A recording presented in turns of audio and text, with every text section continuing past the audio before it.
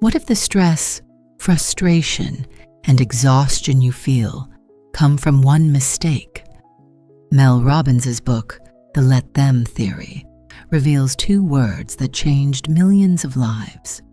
The book has 21 short chapters built on real stories and simple tools.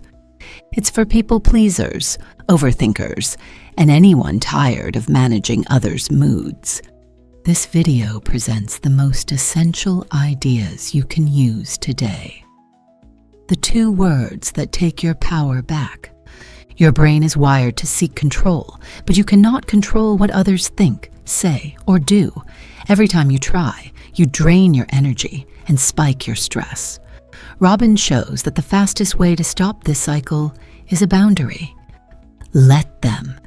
This phrase means you allow other people their thoughts, feelings, and choices, even when you disagree. It doesn't mean you approve. It means you stop fighting reality. Then comes let me, which returns your power to what you can control, your response, your actions, your next step. Together, these 2 phrases separate your peace from other people's emotions. At first, this feels wrong. Saying, let them be disappointed, or let them judge me, goes against years of people-pleasing. You may feel lonely or guilty. That discomfort is a sign you're breaking an old pattern. Robbins shares stories from parents, partners, co-workers, and strangers to show how let them works in real life. A mother stops nagging her adult son and lets him face consequences. A manager stops chasing approval and focuses on clear decisions. A friend stops over-explaining and lets others misunderstand. Each story ends the same way. When they stop controlling others, they get their energy back. That energy becomes the fuel for better choices. Why? It hurts before it heals. Stress lives in the gap between what you want and what you can control. Robbins explains that your nervous system treats social threats like physical threats. When someone judges you, ignores you, or disagrees with you, your body reacts as if you're in danger. That's why you feel tightness in your chest, heat in your face, or a racing mind. Let them is not just a phrase.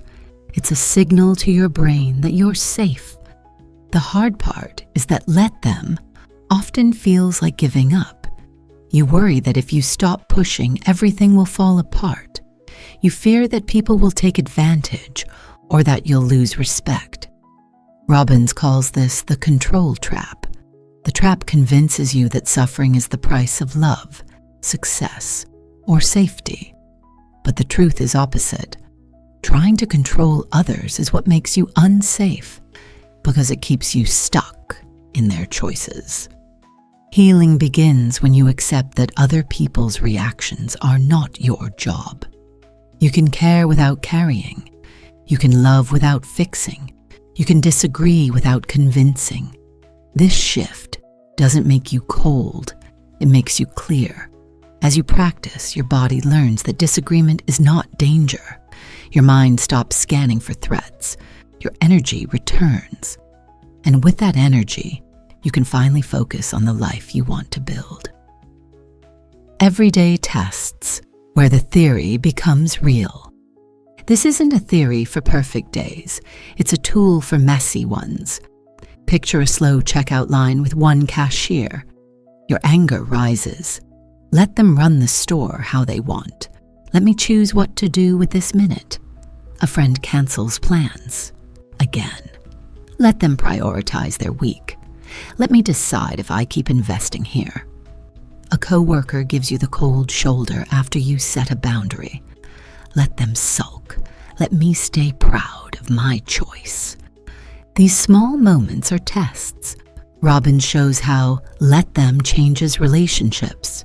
In friendships, you stop auditioning for approval and start noticing who shows up. In romance, you stop chasing and start choosing reciprocity. At work, you stop trying to manage your boss's mood and start managing your performance. In parenting, You stop rescuing and start trusting your kids to learn from consequences. Each area improves not because others change, but because you stop tying your peace to their behavior. The turning point comes when you realize that "let them" is not passive. It's active self-control. You choose your response instead of reacting. You protect your focus instead of scattering it. You invest your time where it grows instead of where it drains. Over weeks, these small choices compound. You sleep better. You argue less. You make clearer decisions. And the people who truly value you adjust to your new boundaries. Your "let me" era starts now. The most powerful part of this theory is not the release, it's the return. Let them frees you from other people's drama. Let me returns you to your own life. Let me take the risk. Let me send the email. Let me make the call. Let me choose the goals that make me proud. You don't need permission. You don't need everyone to understand. You just need to stop outsourcing your peace. This is where your life begins again.